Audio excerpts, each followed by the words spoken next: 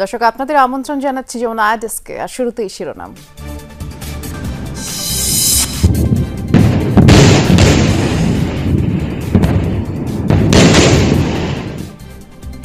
ইরানের হামলায় বাড়ছে ইসরায়েলি প্রাণহানি, আহত কয়েকশো। যুক্তরাষ্ট্রের জ্বালানি ও সামরিক স্থাপনা টার্গেট করছে ইহুদি বাহিনী, মধ্যপ্রাচ্যে যুদ্ধ ছড়ানোর শঙ্কা।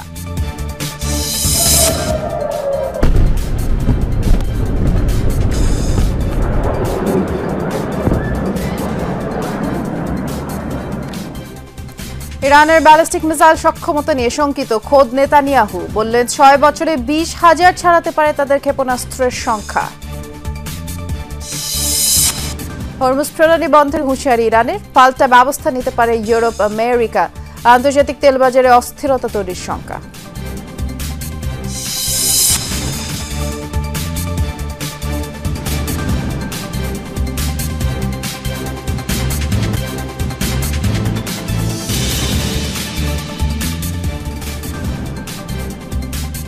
শিরোনামগুলো শুনছিলেন, নুসরাত বৃষ্টির সাথে আছি আপনাদের। অত্যাধুনিক প্রতিরক্ষা ব্যবস্থা ভেদ করে ইরানের একের পর এক ব্যালিস্টিক মিসাইল আঘাত হানছে ইসরায়েল ভূখণ্ডে।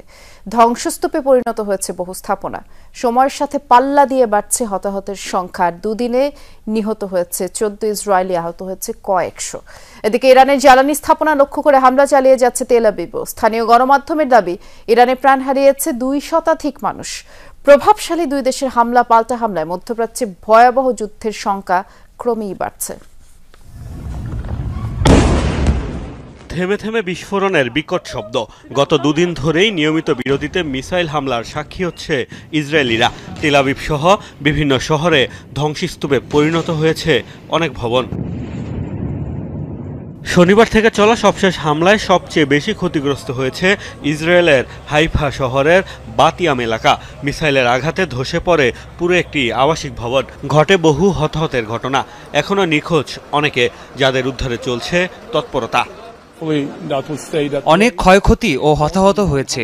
নিখোঁজের সংখ্যাও কম না। অনেকেই তাদের প্রিয়জনদের খোঁজ পাচ্ছে না। কমপক্ষে ১০০ পরিবারের এখন আর থাকার জায়গা নেই।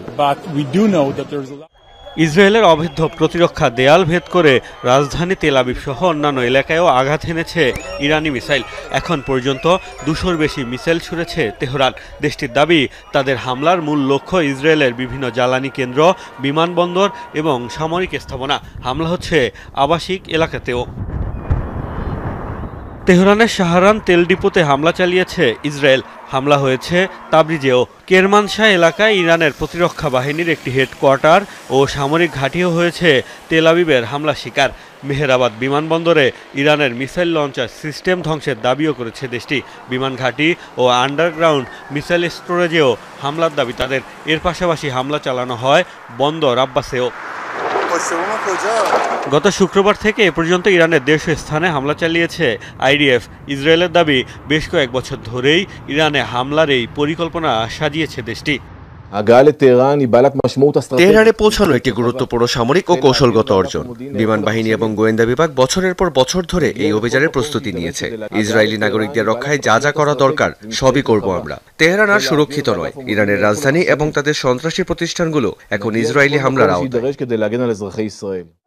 এদিকে ইসরায়েলকে সহায়তা করলে মধ্যপ্রাচ্যে অবস্থিত যুক্তরাষ্ট্র, যুক্তরাজ্য ও ফ্রান্সের ঘাঁটিতে হামলার হুমকি দিয়েছে ইরান। মোস্তফা মাহমুদ, যমুনা নিউজ।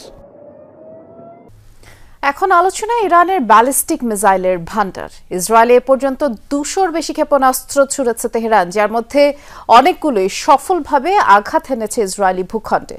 দেশটি রয়েছে হজকাশেম, খররাম শহরের মতো বেশ কিছু আলোচিত ব্যালিস্টিক মিসাইল। খোদ ইসরায়েলেরই দাবি, যে পরিকল্পনা ইরান এগোচ্ছে তাতে ৬ বছরের মধ্যে তাদের ভান্ডারে ব্যালিস্টিক ক্ষেপণাস্ত্রের সংখ্যা ২০,০০০-এর ঘর ছাড়াবে।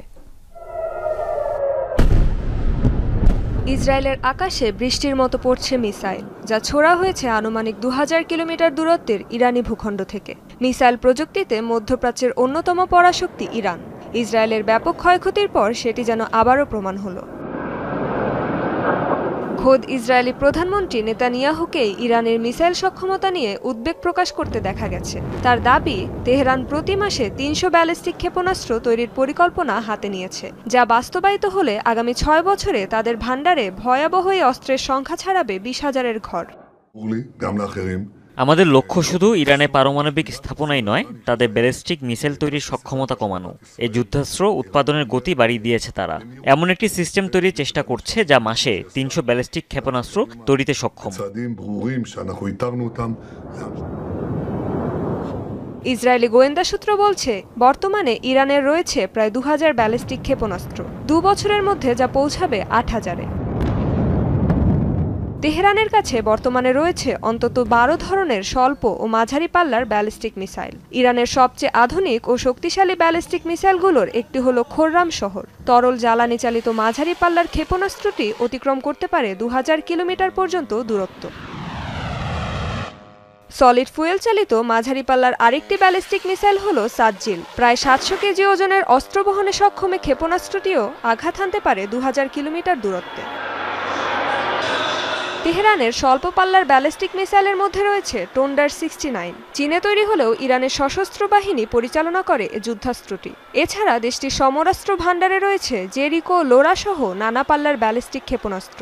ইরানি গণমাধ্যমগুলোর দাবি, গত মে মাসে উন্মোচিত হওয়া হজ কাশেম মিসাইল দিয়ে ইসরায়েলে বর্তমানে হামলা চালাচ্ছে দেশটি। রেজবানা সাইমা, যমুনা নিউজ। ইরানের একের পর এক শীর্ষ কমান্ডারকে হত্যার পর প্রশ্ন উঠেছে, কতটা নিরাপদ রয়েছেন দেশটির সর্বোচ্চ ধর্মীয় নেতা আয়াতুল্লাহ আলী খামেনি কিংবা president Masoud Pezeshkian? Wall Street জার্নালকে দেয়া সাক্ষাৎকারে তেল আবিবের শীর্ষ কর্মকর্তার হুঁশিয়ারি, তাদের নাগালের মধ্যেই রয়েছেন খামেনি। ইসরায়েলের গুপ্ত হত্যার ইতিহাস আর অপারেশন রাইজিং লায়ন শুরুর জেরে চরমে পৌঁছেছে ইরানের শীর্ষ নেতাদের নিরাপত্তা নিয়ে শঙ্কা। ইরানের অভ্যন্তরে থেকে ইসরায়েলের অভিযানের প্রস্তুতি। শুক্রবার শুরু হয় চূড়ান্ত মিশন। অপারেশন রাইজিং লায়নে টার্গেট কিলিংয়ের শিকার হন ইরানের শীর্ষ 22 সামরিক কমান্ডার। সেনা, আইআরজিসি প্রধান ছাড়াও রয়েছেন অ্যারোস্পেস বাহিনীর প্রধান এবং বিমান বাহিনীর উচ্চপদস্থ কর্মকর্তারা। ইসরায়েলের অভিযানে প্রাণ হারান 9 পরমাণু বিজ্ঞানীও। এমন পরিস্থিতিতে ইরানের সর্বোচ্চ নেতা Ayatollah Ali Khamenei, president Masoud Pezeshkian সহ শীর্ষ নেতাদের নিরাপত্তা নিয়ে তৈরি হয়েছে শঙ্কা। তারা কোথায়, কিভাবে আছেন তা স্পষ্ট না হলেও ইসরায়েলের দাবি, তেল আবিবের নাগালের মধ্যেই রয়েছেন ইরানি কর্মকর্তারা। অতীতেও ইরানে ঢুকে ইসরায়েলের গোয়েন্দা সংস্থা মোসাদের এজেন্টদের হামলা ও কিলিং মিশনের বহু নজির রয়েছে। গত 1.5 দশকে দেশটির কমপক্ষে 5 জন পরমাণু বিজ্ঞানী গুপ্ত হত্যার শিকার হয়েছেন। গত বছর জুলাইয়ে ইরানের নতুন প্রেসিডেন্ট মাসুদ পেজেশকিয়ানের অভিষেক আয়োজনে যোগ দিতে গিয়ে ইসরায়েলের হামলায় নিহত হন হামাস প্রধান ইসমাইল হানিয়া। তেল আবিবের এমন অতীতের কারণেই আবারও উদ্বেগ ছড়িয়েছে ইরানের নেতাদের নিরাপত্তা নিয়ে। ডরথি তাস্ট্রিন, যমুনা নিউজ। ইসরায়েলের সহায়তায় অনেক দেশ এগিয়ে গেলেও নিঃসঙ্গ শেরপার মতো লড়ছে ইরান। মিত্ররা নিন্দা জানালেও সরাসরি পাশে দাঁড়ায়নি কেউ। এদিকে মিসাইল, ড্রোন ঠেকিয়ে আরও একবার তেল আবিবকে রক্ষার মিশনে যুক্তরাষ্ট্র। এমনকি মধ্যপ্রাচ্যে সামরিক উপস্থিতি বাড়াচ্ছে যুক্তরাজ্য ও ফ্রান্স। মুসলিম দেশ জর্ডানও দেখাচ্ছে ইহুদি রাষ্ট্রের পক্ষে তৎপরতা। সর্বাত্মক যুদ্ধের দ্বারপ্রান্তে ইসরায়েল ও ইরান। মধ্যপ্রাচ্যের অন্যতম সামরিক শক্তিধর দুদেশ কেউই ছাড় দিচ্ছে না কাউকে। ইরানি মিসাইলের আঘাতে কাঁপছে ইসরায়েলি ভূখণ্ড। অন্যদিকে নেতানিয়াহু বাহিনীর টার্গেট শত্রু রাষ্ট্রের বিভিন্ন স্থাপনা। দুদেশের চলমান সংকটে এখনো সরাসরি যুক্ত হয়নি তৃতীয় পক্ষ, কিন্তু বিভিন্ন দেশের সহায়তা পাচ্ছে ইসরায়েল, যার সর্বাগ্রে দীর্ঘদিনের ঘনিষ্ঠ মিত্র যুক্তরাষ্ট্র। গোপন অস্ত্র পাঠানোর পাশাপাশি মধ্যপ্রাচ্যে থাকা ঘাঁটি ও যুদ্ধজাহাজ ব্যবহার করে ঠেকাচ্ছে ইরানের হামলা। এদিকে মধ্যপ্রাচ্যে যুদ্ধবিমান সহ নানা সামরিক সরঞ্জাম মোতায়েন করছে যুক্তরাজ্য। ফ্রান্সও দিচ্ছে সামরিক উপস্থিতি বাড়ানোর ইঙ্গিত। মুসলিম দেশগুলোর সাথে যখন ইসরায়েলের বিদ্বেষ, সে সময় প্রশ্নবিদ্ধ জর্ডানের সুসম্পর্ক। অভিযোগ উঠেছে ইসরায়েলে অস্ত্র সরবরাহ নির্বিঘ্ন করতে দেশটির আকাশসীমা ব্যবহার করছে যুক্তরাষ্ট্র। এমনকি ইরানের মিসাইল হামলাও ঠেকিয়েছে দেশটি। ইসরায়েল প্রথমে হামলা চালালেও ইরানকে তুলোধুনো করছে পশ্চিমারা। অপারেশন রাইজিং লায়নের নিন্দা না জানিয়ে তাদের সমালোচনায় ইরানের পরমাণু কর্মসূচি।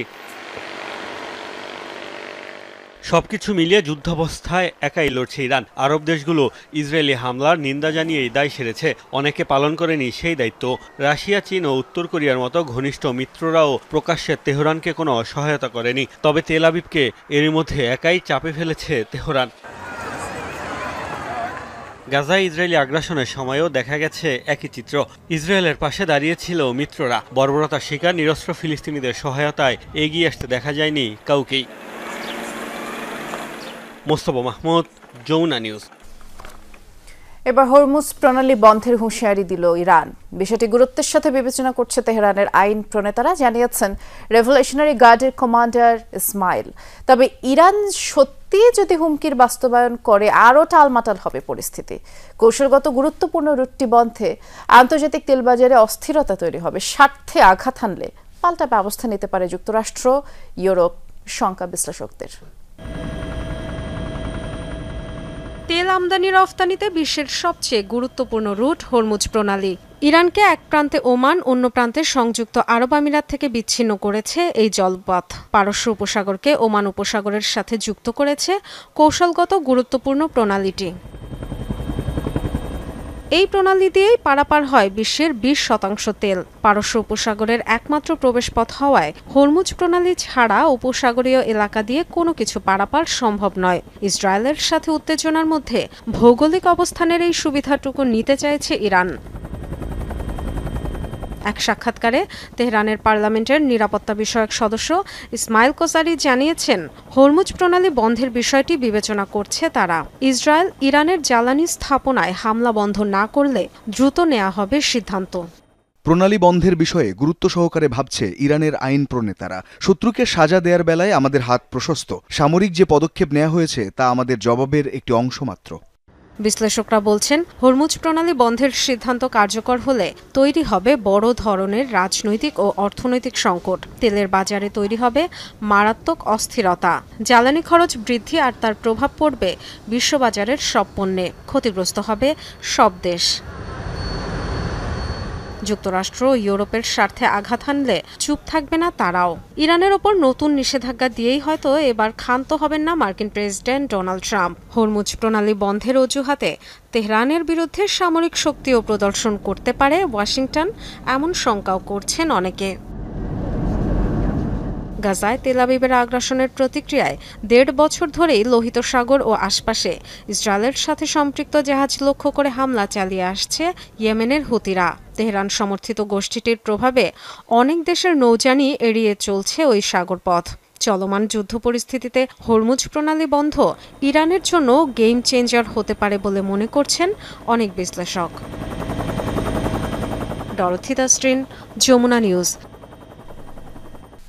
ইরানে অভিযান দীর্ঘায়িত করার পরিকল্পনা ইসরায়েলের। মার্কিন সংবাদ মাধ্যম সিএনএন জানিয়েছে, অন্তত কয়েক সপ্তাহ ইরান জুড়ে তাণ্ডব চালাতে চায় দেশটি। আর সে লক্ষ্যে যুক্তরাষ্ট্রের পরোক্ষ অনুমোদন আদায়ের চেষ্টাও করছে তেল আবিব। আর হোয়াইট হাউস ইসরায়েল সরকারের উচ্চ পদস্থ কর্মকর্তাদের বরাতে এই তথ্য প্রকাশ করেছে সংবাদ মাধ্যমটি। এর আগে শনিবার ভিডিও বার্তায় ইরানের প্রত্যেকটি স্থাপনায় হামলা চালানো হবে বলে হুঁশিয়ারি দেন প্রধানমন্ত্রী বেনিয়ামিন নেতানিয়াহু।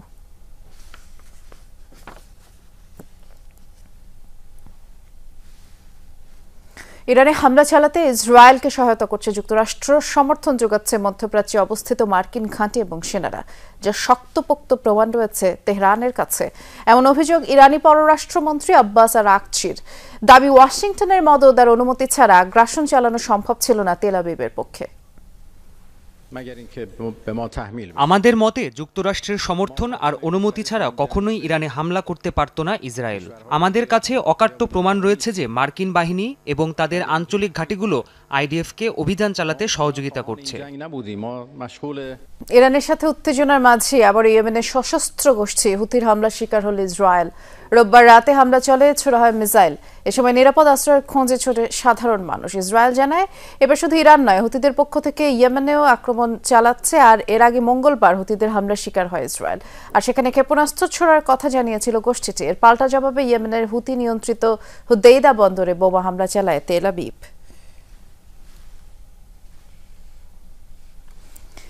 ইয়েমেনের সশস্ত্র গোষ্ঠী হুথির সামরিক শাখার প্রধান মোহাম্মদ আল ঘামারিকে হত্যার চেষ্টা করেছে ইসরায়েল। তেল আবিব জানায়, শনিবার রাতে তাকে লক্ষ্য করে ইয়েমেনের রাজধানী হামলা চালায় আইডিএফ এবং তাৎক্ষণিকভাবে হামলার ফলাফল তখন জানা যায়নি। এ বিষয়ে আনুষ্ঠানিক কোনো মন্তব্য করেনি ইসরায়েলি সেনাবাহিনী। কয়েকটি হিব্রু সংবাদ মাধ্যমে বলা হয়েছে, হামলার সময় সম্ভবত অন্যান্য হুতি নেতাদের সাথে বৈঠকে ছিলেন আল ঘামারি। এক ইয়েমেনি সূত্র জানায়, তার কমান্ড সদর দপ্তর লক্ষ্য করে আক্রমণ চালানো হয় এবং ওই ঘটনার পরেই ওই এলাকায় চেকপোস্ট বসানো হয় এবং অ্যাম্বুলেন্স ডাকা হয় বলেও জানিয়েছে তারা। এ ব্যাপারে হুতি এখনো কিছু জানায়নি। মোসাদের সাথে সম্পৃক্ত থাকার অভিযোগে আরো 2 ব্যক্তিকে আটক করেছে ইরানের গোয়েন্দা বিভাগ। দেশটির আলবোর্স প্রদেশ থেকে তাদেরকে আটক করা হয়, আর এই তথ্য নিশ্চিত করেছে ইরানের বার্তা সংস্থা তাসনিম নিউজ। দাবি, বিস্ফোরক তৈরির সময় ওই 2 জন আটক হয়েছেন। এছাড়া তাদের কাছ থেকে বেশ কিছু ইলেকট্রনিক ডিভাইস জব্দ করা হয়েছে। এর আগে ইসরায়েলের পক্ষে গুপ্তচর বৃত্তির অভিযোগে 5 জনকে গ্রেফতার করে ইরান। দেশটির ইয়াজিদ শহর থেকে তাদেরকে আটক করা হয়। ইসরায়েলি বিমান হামলায় নিহত শীর্ষ সেনা কর্মকর্তা ও পরমাণু বিজ্ঞানীদের স্মরণে ইরানে অনুষ্ঠিত হয়েছে গণসমাবেশ। শনিবার রাজধানী তেহরানের রাস্তায় হাজার হাজার মানুষ নেমে আসে। জাতীয় পতাকা হাতে ও কাঁধে জড়িয়ে নানান স্লোগান দেন তারা। নিহতদের আত্মার শান্তি কামনা করেন। ইসরায়েলি হামলার বিরুদ্ধে ক্ষোভ প্রকাশ করে এবং আকস্মিক এই আক্রমণের পাল্টা জবাব দেওয়া হবে বলে হুঁশিয়ারি দেন অনেকেই। এর পেছনে যুক্তরাষ্ট্রের হাত আছে বলে দাবি করে মার্কিন প্রেসিডেন্ট ডোনাল্ড ট্রাম্পের প্রতি নিন্দা জানিয়েছেন অনেকে। ইরানের ধ্বংস চেয়ে এমন দেশের সাথে পরমাণু আলোচনায় না যেতে আহ্বান জানান প্রশাসনের প্রতি।